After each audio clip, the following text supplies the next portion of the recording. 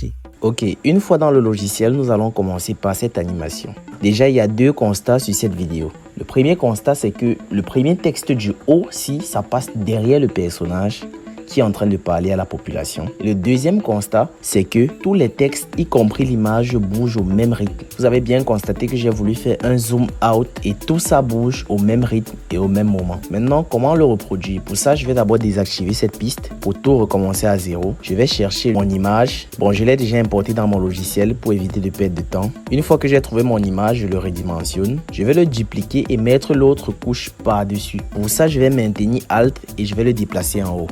Voilà, une fois que c'est fait, je vais supprimer l'arrière-plan sur le calque d'en haut. Pour ça, je viens sur ce panneau-ci, je clique sur supprimer l'arrière-plan, je clique sur suppression automatique et ça va faire le travail. Pendant que c'est en train de supprimer l'arrière-plan, je t'invite à t'abonner si c'est que c'est pas encore fait et à liker la publication si elle te plaît. Une fois que notre arrière-plan a été supprimé, vous voyez que si je désactive celui du bas, nous allons voir que le personnage a été découpé. Si je le remets, voici ce que ça donne. Maintenant, il faudrait que je fasse passer mon texte derrière lui. Pour ça, je vais mettre le calque de mon texte au milieu de ces deux calques. Je vais passer à la pratique, vous allez voir. Voici test par défaut. Je vais appuyer sur plus pour pouvoir ajouter. Je vais donc le glisser au milieu de ces deux calques. Et vous voyez que ça passe directement en dessous. Je pourrais maintenant le redimensionner ici en haut et je pourrais écrire ce que je veux. Par exemple, je vais écrire tuto 3D. Maintenant, je vais changer de police. Ici, là, on écrit police. Je peux glisser en descendant et tout. Voici la police que j'aime bien utiliser et que j'ai utilisé dans cette vidéo. Je vais dans le panneau effet et je vais sélectionner un effet ici. Bon, je crois bien que c'est celui-ci que j'ai utilisé.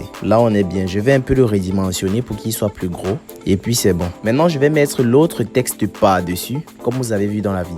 Pour ça, je vais dupliquer le texte du bas et je vais le glisser en dessus de tous les calques présents. Pour ça, je vais maintenir Alt et je vais le glisser en haut de tous les calques. Ok, je crois que là c'est bon. Vous voyez que là, il apparaît maintenant au-dessus. Je vais le glisser par ici en bas et je vais changer le texte. Par exemple, je vais mettre CapCut. Voilà, je trouve que là c'est bien. Maintenant, pour pouvoir faire bouger tous les textes en même temps. Déjà, je vais créer les animations pour les textes pour que ce soit beaucoup plus joli. Je vais cliquer sur CapCut. Je vais sélectionner ce panneau. Je vais cliquer sur animation. Je crois que c'est ceci que nous avons utilisé. Et je vais également l'appliquer pour le deuxième texte. Donc, je crois que là c'est bon. Maintenant, je vais déplacer le texte CapCut pour qu'il viennent bien après parce que si tu constates, je dis une phrase et je dis l'autre phrase après. Donc disons que je dis tuto 3D CapCut. Il faudrait que le mot CapCut vienne au moment où je dis CapCut. Donc je vais un peu le reculer en arrière pour que ça ne vienne pas au même moment et regardons ce que ça donne.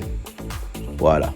Là, vous voyez qu'on est bien. Maintenant, pour pouvoir animer tous ces calques en même temps, je vais les sélectionner tous déjà. Je vais cliquer sur Alt G pour pouvoir créer un groupe de calques. Pour ça, je vais commencer par